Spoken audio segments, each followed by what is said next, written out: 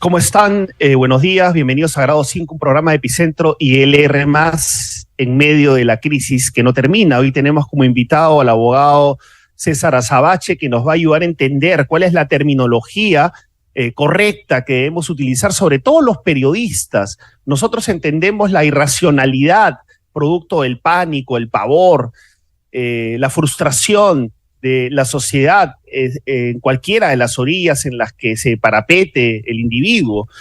Pero los periodistas no podemos caer en terminologías inadecuadas. Tenemos que proponer la mayor cantidad de racionalidad posible e información objetiva posible. Ya ustedes sacarán sus propias conclusiones y nosotros sugerimos que empleen más la razón que la emoción, porque situaciones como la crisis que estamos viviendo generan emotividades incontrolables, ¿no? Y eso no ayuda al diálogo que tanto necesitamos. Y ejes polarizadores como el ocurrido el día sábado con la toma de San Marcos proponen también, mejor dicho, propician también las narrativas, ¿no? Respecto hecho tan diametralmente opuestas entre sí. ¿Qué ha sido la toma de la Universidad de San Marcos? El punto es que hay opiniones en un sentido y en el otro, y haciendo un ejercicio racional, lo que estamos viendo ahí, esta tanqueta o este vehículo multipropósito de la Policía Nacional, que tantos amigos míos y tantas personas celebraron, entraron en éxtasis por ver esa supuesta derrota a los supuestos terroristas que estaban allá adentro, no ayudan en nada al diálogo. Sobre todo porque la Fiscalía dispuso después la liberación de 192 intervenidos en el campus universitario. Solo uno se quedó por una requisitoria, pese a que la rectora Geri Ramón justificó la toma. Las autoridades dicen ahora que solicitaron únicamente liberación de las puertas. También aseguraron que la PNP actuó sin la Defensoría ni la Fiscalía. Y esto es bien peligroso porque se están pasando la pelota. Vicente Romero, el ministro del Interior, dijo ayer en los programas dominicales a los que va que la policía actuó unilateralmente, que no fue una orden del Ejecutivo, que no fue una política de Estado. Y por su parte la rectora de la Universidad, Geri Ramón, pidió retirar a los manifestantes, pero ahora asegura que solicitaron únicamente la liberación de las puertas tomadas. Rechaza además la intervención de la DIRCOTE en la residencia universitaria.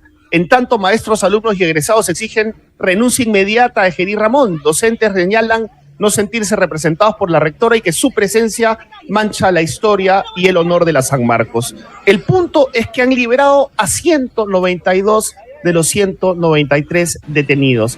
Hay que celebrar esta liberación, hay que celebrarla, pero no podemos celebrar, sugiero no celebrar medidas tan polémicas, tan controversiales como la que hemos visto en la Universidad Nacional Mayor de San Marcos, que propició que muchos de nosotros llamen terroristas a las personas que estaban ahí adentro, sobre quienes hay investigaciones, pero no hay imputaciones a nivel fiscal de estar vinculados a grupos terroristas, y tampoco encontraron elementos que podrían establecer alguna conexión con grupos terroristas.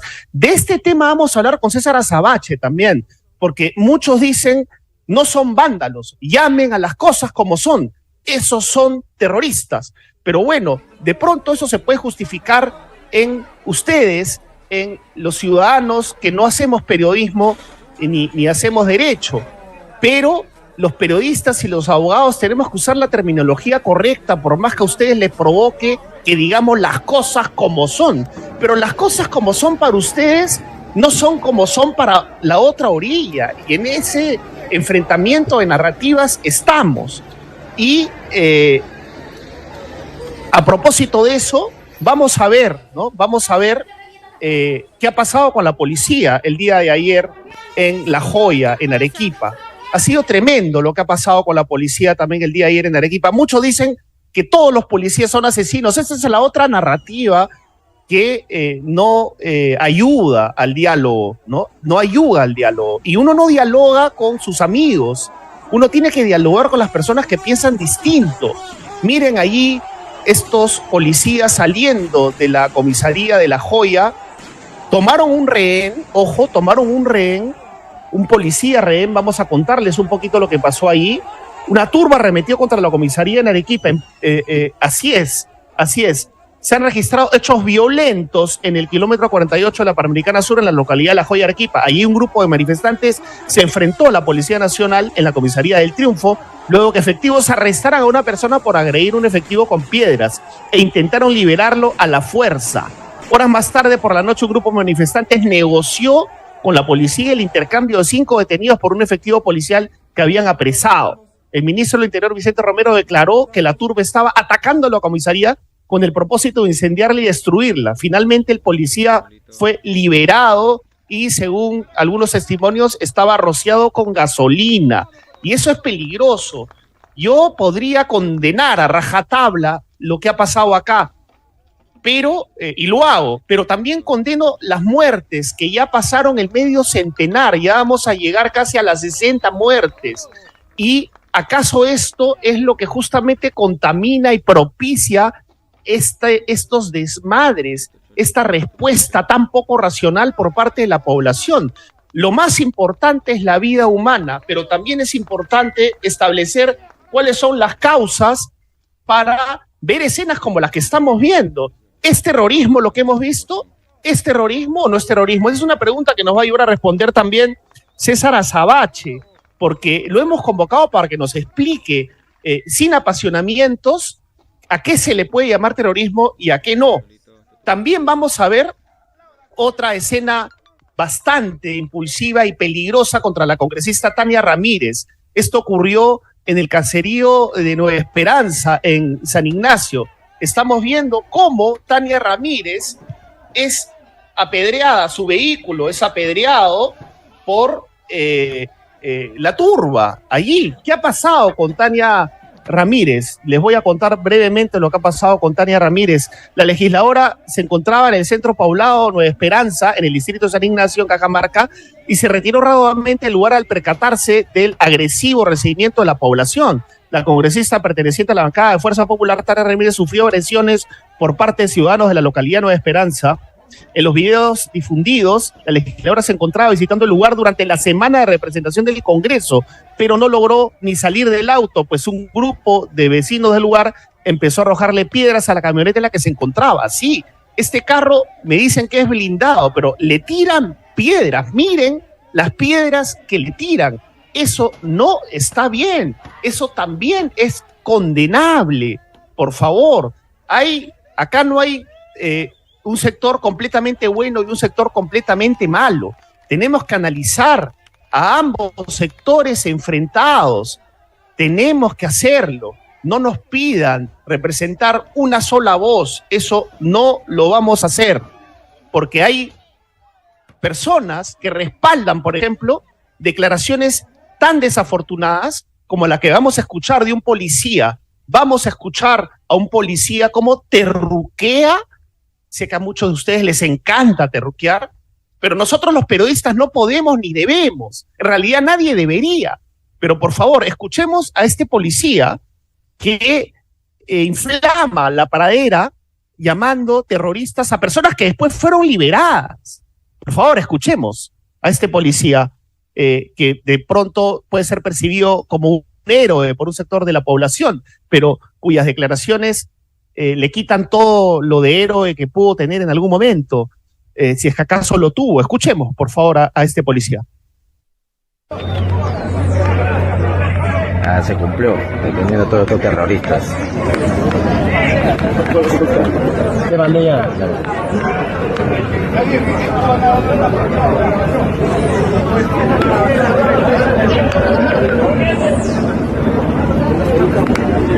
Reventamos San Marcos.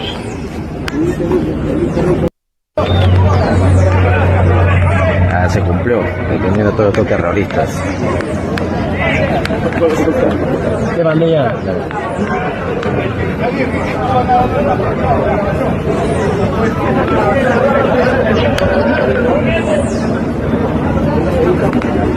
Reventamos San Marcos. La imposición de esa narrativa no ayuda, al contrario, perjudica. Y les quiero proponer un ejercicio antes de entrar con César Azabache y analizar qué es lo que se viene, ¿no? ¿Qué es lo que se viene? ¿Y qué es terrorismo y qué no es terrorismo? Les quiero proponer el siguiente ejercicio, sobre todo a la derecha extrema, que en este caso está celebrando que agarre pasos, que pongan orden, ¿no? La ley es para todos, la ley es para todos independientemente de quién esté en el poder. Lo hemos visto con Lula en Brasil, por ejemplo, cuando las turbas no eran de izquierda, así reduciendo, simplificando, sino eran de derecha extrema. Entonces, ¿qué pasa? La ley se debe aplicar para todos, para nuestros amigos y para nuestros adversarios. Escuchemos, por ejemplo, a Chávez, al desaparecido expresidente de Venezuela, el señor Hugo Chávez, también hay videos de Maduro, alentando a la Policía Nacional para que gasee a las marchas que se producían en su contra. Entonces, ¿qué pasa? Si nosotros respaldamos la mano dura, rajatabla de Dina Boluarte, ¿qué va a pasar cuando hay un presidente que no es de nuestra devoción? ¿Qué va a pasar? Por eso la ley es un principio universal para todos. Escuchemos a Chávez, por ejemplo. Imagínense a Chávez en el poder y que en la orilla opuesta diga mano dura, mano dura. Escuchen. Es que entonces los policías aparezcan como y los insultan y los empujan y no hacen nada. Ministro del Interior, écheles gas. Écheles gas y disuelva cualquier guarimba. Nosotros no podemos comenzar ya mostrando debilidades como gobierno. A partir de este momento, el que salga a quemar un cerro, a quemar unos árboles, a trancar una calle, me le echan gas del bueno y me lo meten preso. ¿Se dan cuenta? Es lo mismo al revés. ¿Y cuántos muertos ocasionó Hugo Chávez y Maduro sigue ocasionando en Venezuela? Muertos. Pónganse en el lugar opuesto al que ocupan para tratar de entender al otro. Tenemos que entender al otro para poder dialogar. Vamos a hablar con César Azabache de inmediato, a quien le agradecemos de antemano la gentil espera en estas alocuciones. Muchas gracias, César, por estar con nosotros. Al contrario, René, gracias por esta invitación. He escuchado con mucha atención tu introducción y estoy completamente de acuerdo contigo. Esta es una situación de violencia abierta, y una situación de violencia abierta, el lenguaje se impregna también de odio, de rabia, de miedo, y genera estos síndromes que, de acuerdo contigo de nuevo, hay que racionalizar, en lo que hay que insistir en poner pausas, ¿no? ¿Qué te parece este ejemplo que puse al final de Chávez, no? O sea, lo que yo le digo a ciertos entornos es, claro, tú dices mano dura, bala, no importa, hay que hacerse respetar el orden. Pero ¿qué pasa si está un personaje que no es de tu devoción en el poder? Te va a decir lo mismo, pues. Mano dura, va, o sea, a eso voy. Estamos en un esquema de ese tipo ya hace más o menos año y medio, ¿no? Creo que es imposible, si nos detenemos un poco, no notar que hay varios autoritarismos, varias versiones de comportamientos autoritarios y de formas autoritarias de ejercer el poder, que al final del día convergen en las mismas herramientas.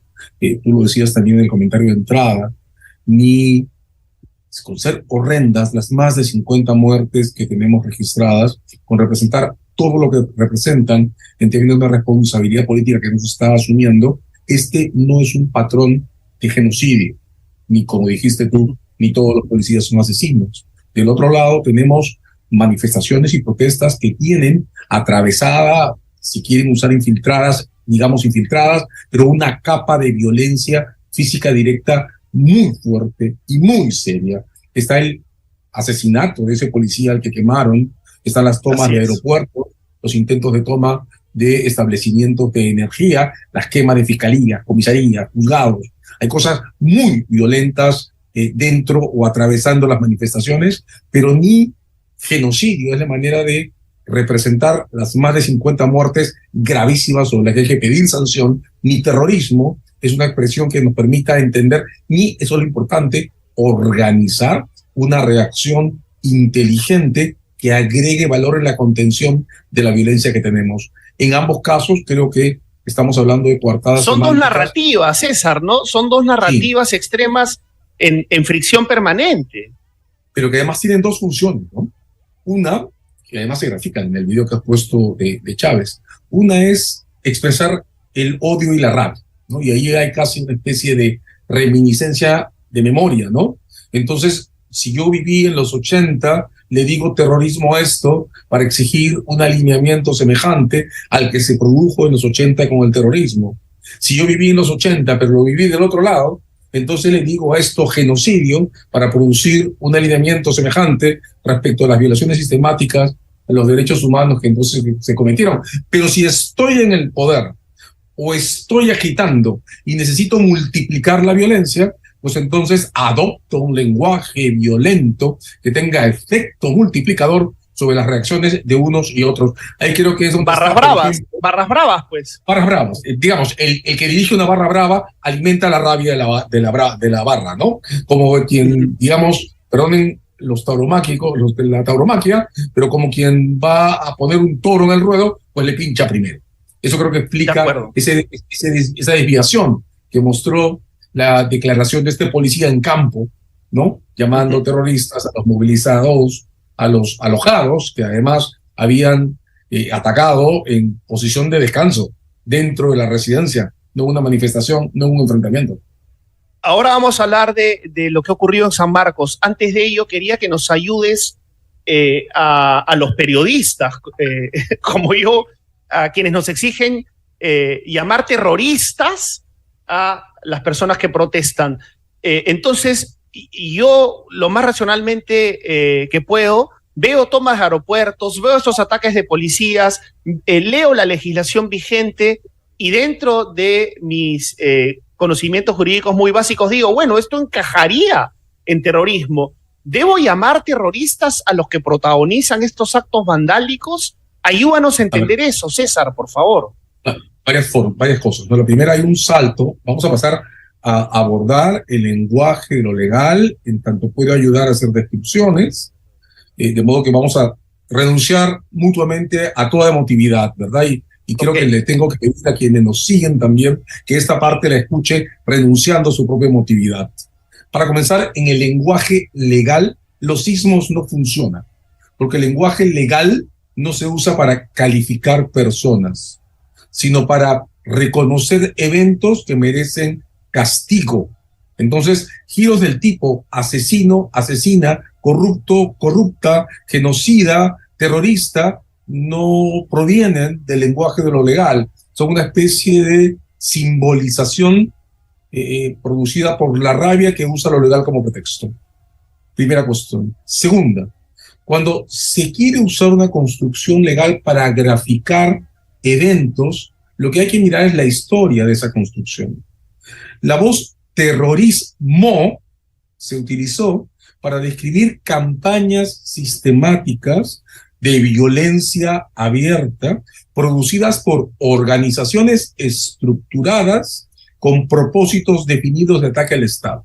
Organizaciones reconocibles. Si queremos un ejemplo práctico de cómo funciona eso, notemos que la construcción, después de muchos debates en los años 70, muchísimos, fue aceptada desde la segunda mitad de los 80 en la Comunidad de Naciones Unidas. Y lo que la Comunidad de Naciones Unidas hizo fue aceptar la voz y listar a las organizaciones que reconocía como terroristas. Sendero Luminoso y el RMTA y el MRTA. Claro, pero yo te plantearía acá una atingencia, que es, claro, no estamos llamando senderistas, o la gente no está diciéndole senderistas a los vándalos. Y el parlamentario Quiabra propuso hablar de acciones terroristas, ¿no? O sea, descenderizando. Descenderizando la construcción. Lo que ocurre es que la construcción no es abstracta. O sea, la construcción funciona respecto a una organización reconocida. Te lo decía, en Naciones Unidas se lista a las organizaciones terroristas. En el sistema norteamericano también se listan a las organizaciones terroristas. En el derecho europeo, por ejemplo, no se hace eso. Se le entrega a los tribunales el reconocimiento de las organizaciones terroristas. Pero atención con esto, que es a lo que creo, René, hay que llegar. Cuando hablamos de terrorismo, hablamos de una organización reconocible, aunque sea clandestina, con un mando establecido y con una expresión física de dominio territorial y continuidad. Digamos, zonas de influencia. Aquí el senderismo impuso la construcción áreas liberadas. El MRTA nunca tuvo áreas liberadas, pero sí zonas de influencia.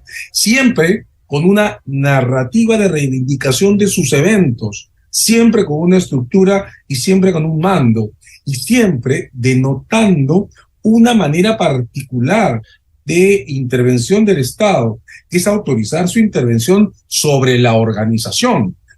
Pero esto no podría estar pasando. O sea, las demandas son asamblea constituyente, adelanto de elecciones, que renuncie a Dina Boluarte e incluso la liberación de Castillo. Si juntamos eso con los actos vandálicos y lo metemos a la legislación vigente, que es la 24651, la ley 24651, que simplemente dice el que con propósito de provocar o mantener un estado de zozobra, alarma o terror en la población o un sector de ella, cometen actos que pudieran crear peligro para la vida, la salud, el patrimonio de las personas o encaminados a la destrucción o deterioro de edificios públicos o privados.